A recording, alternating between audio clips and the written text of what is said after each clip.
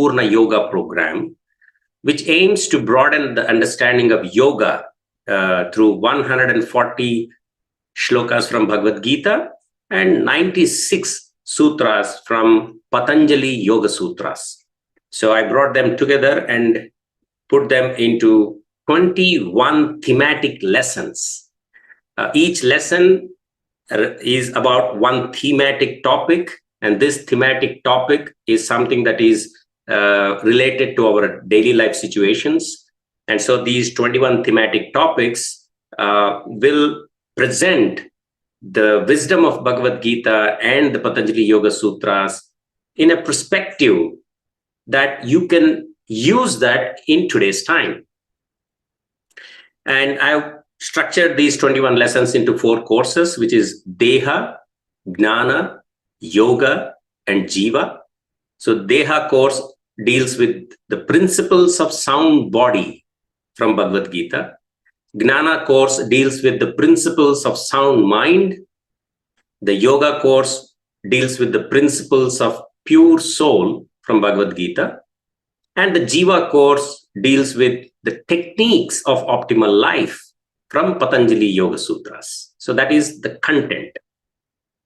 Now, when it comes to the delivery of this content, if this is the knowledge, then how to transfer this knowledge, that methodology to transfer this knowledge, I've devised a system which I call as a G education model. And that's what you see here in a box. So it has 3 things: G education model, which has sadhana, sodhana, vadana as its components. And then we have Purna Yoga material. We have published a range of textbooks and workbooks and project works and so on. I'm going to share the details of it.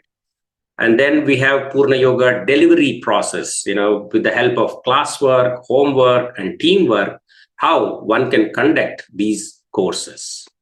Let me give a small experience of what these thematic lessons look like. Yeah.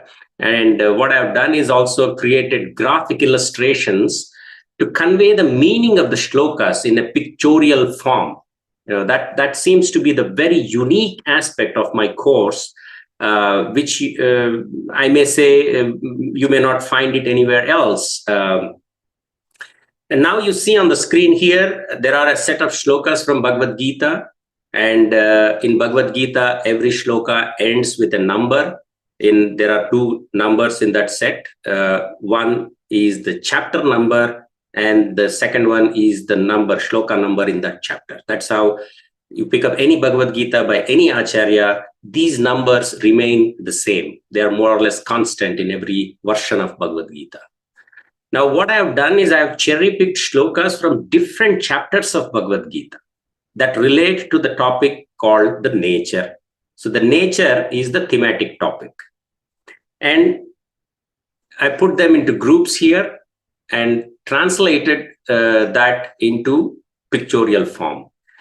This is also in the literary work. We call it as intersemiotic translation. Basically, in translation, there are 3 types of translation.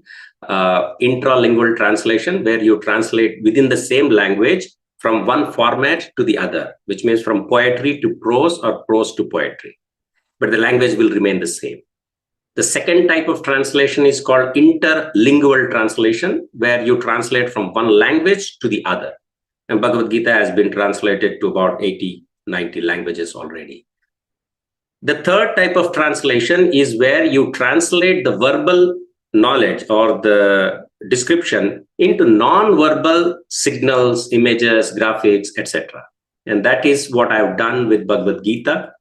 I followed the intersemiotic translation technique and created all these lessons. Now, this is not something new. It's quite old. In fact, if you see the textbooks of your children, even your textbooks when you were children, they had some image in between the lesson that conveyed the essence of the lesson in a pictorial form.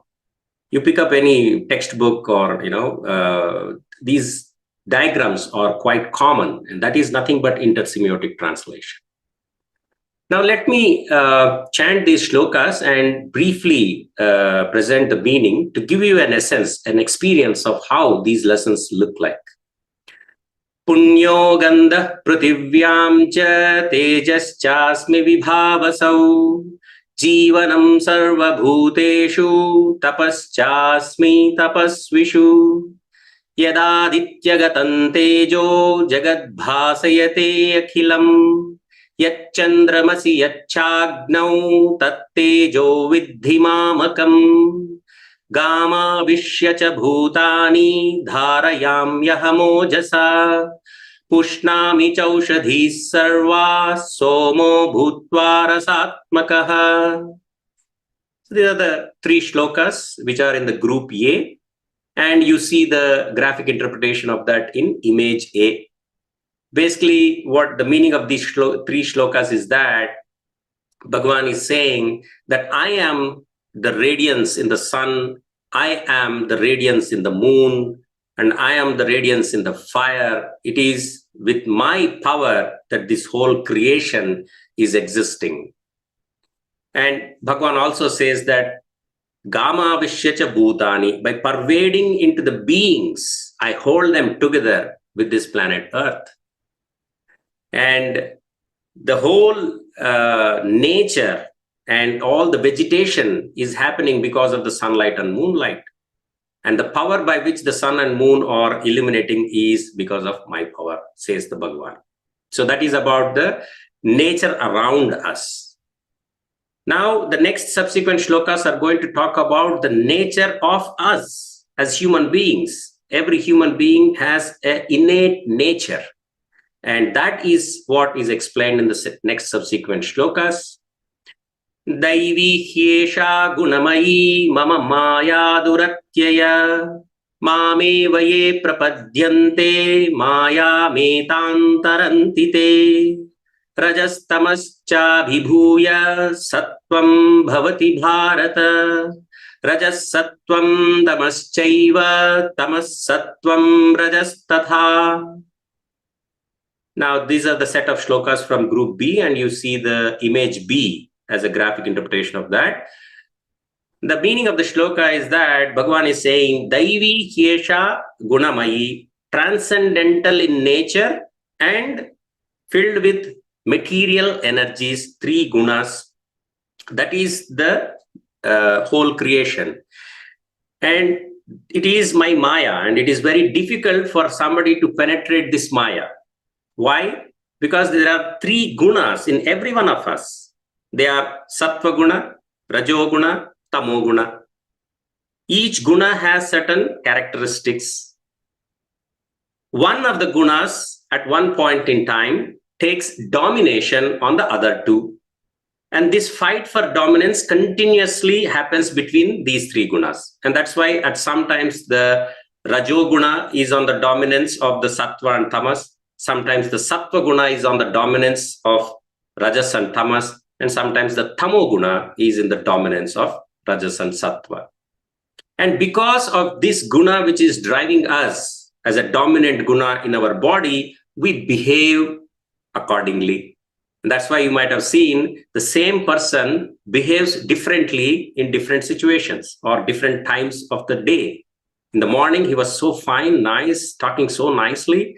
In the evening, I don't know why he gone so crazy. Well, in the morning, the Sattva Guna was in the dominance, and in the evening, it was the Tamo Guna, which was in the dominance. So the influence of the Guna on the human beings is so powerful that it is difficult to penetrate the influence of this.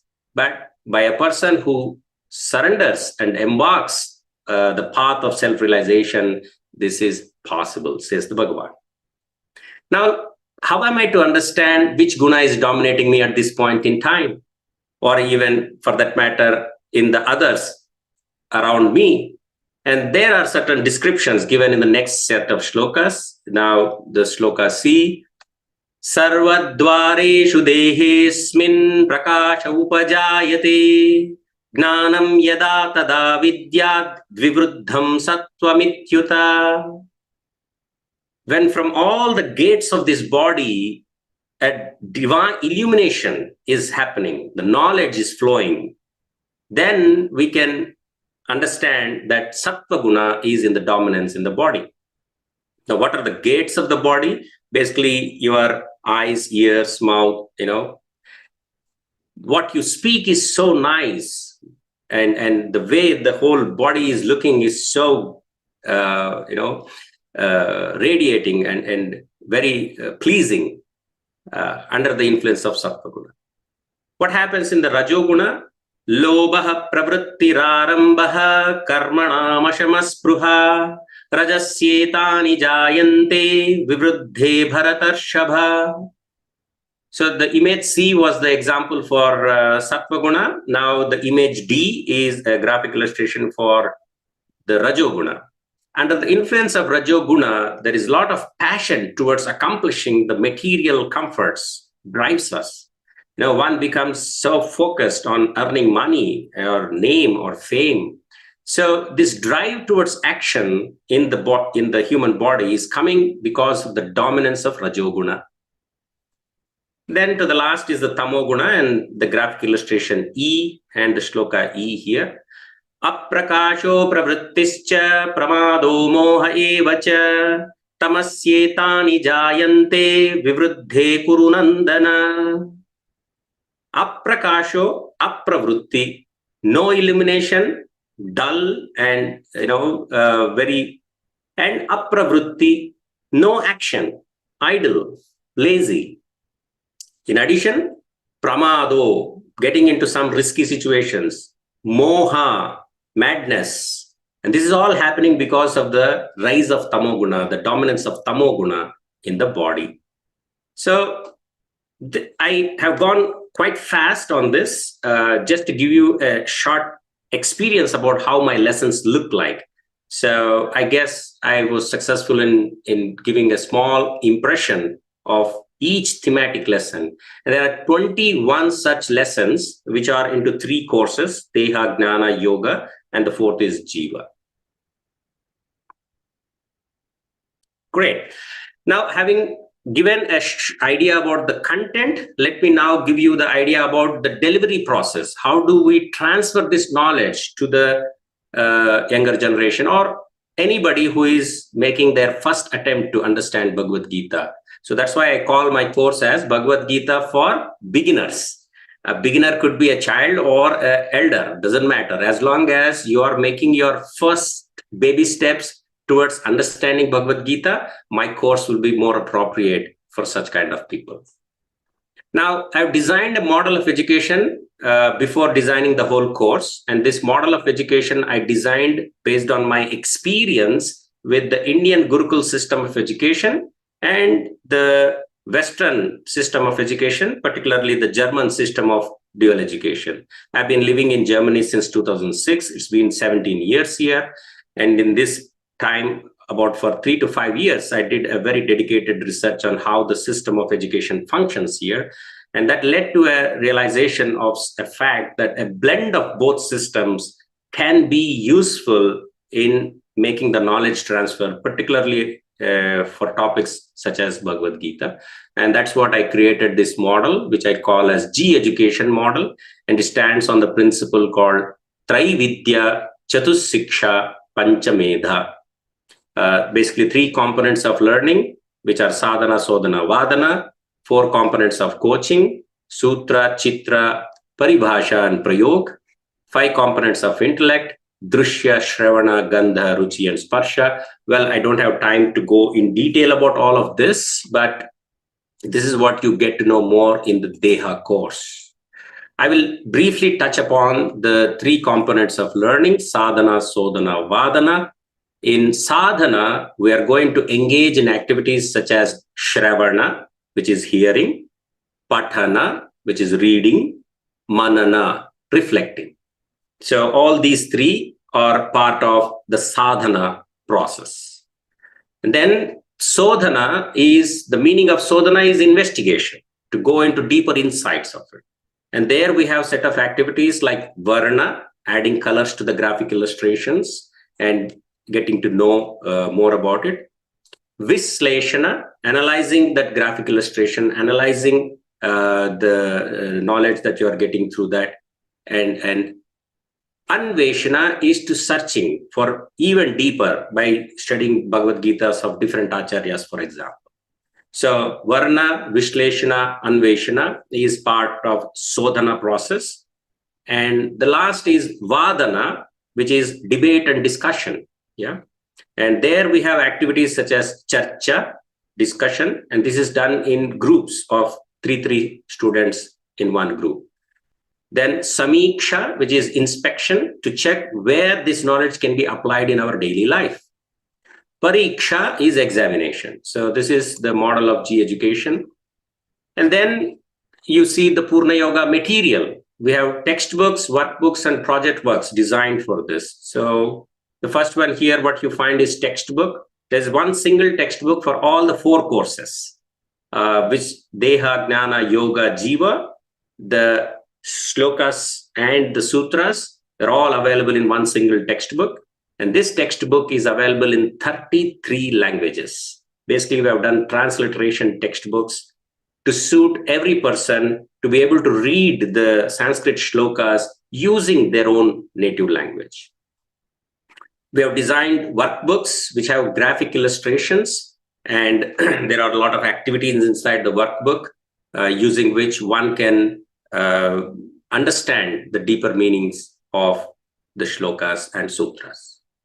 And then there are project works conducted. So basically, this is the project work, and there is a task to be complete, coloring and copywriting the shlokas and presenting the summary of it in a classroom.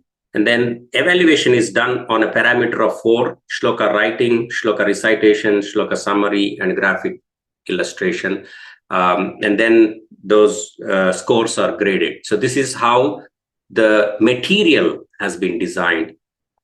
And another unique aspect about this material is all of it has QR codes. So you have a mobile phone with access to internet. You can do this, recitation of the shlokas. You can just scan the QR codes in the textbooks. It opens up a video that recites all those shlokas. And along with that recitation, you can also see the graphic illustration. Every textbook, every page has a different QR code, which is for that particular lesson.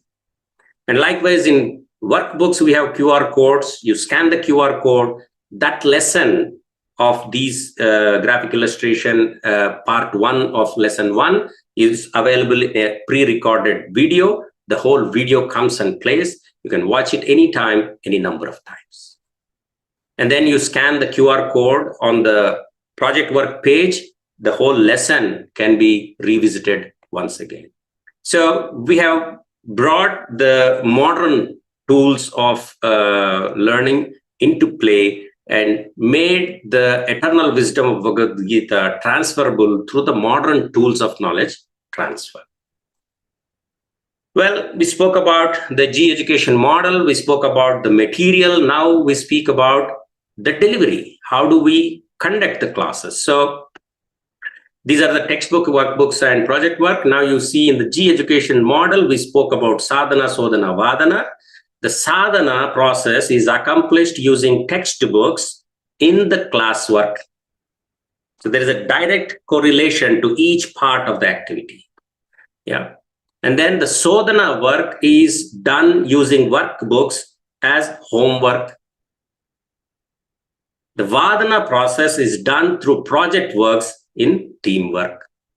So this matrix is giving you a clear idea about the model of education, the content, and the delivery process. So the moment you enroll into the course, we start calling you already as Sahabodhak. A Sahabodhak is one who is under training, and with the help of what you're getting to learn from the Bodhak course, the course itself enables you to start teaching, because one of the project work inside the course is to pick up 10 students or 3 to 10 students and apply what we are teaching in the Bodhak course, which means the moment you enroll into this course, you already started becoming a Bodhak. After the Bodhak course, we normally recommend to go through the in-detailed courses on Deha course, Jnana. That is when from Sahabodhak, one becomes a Bodhak.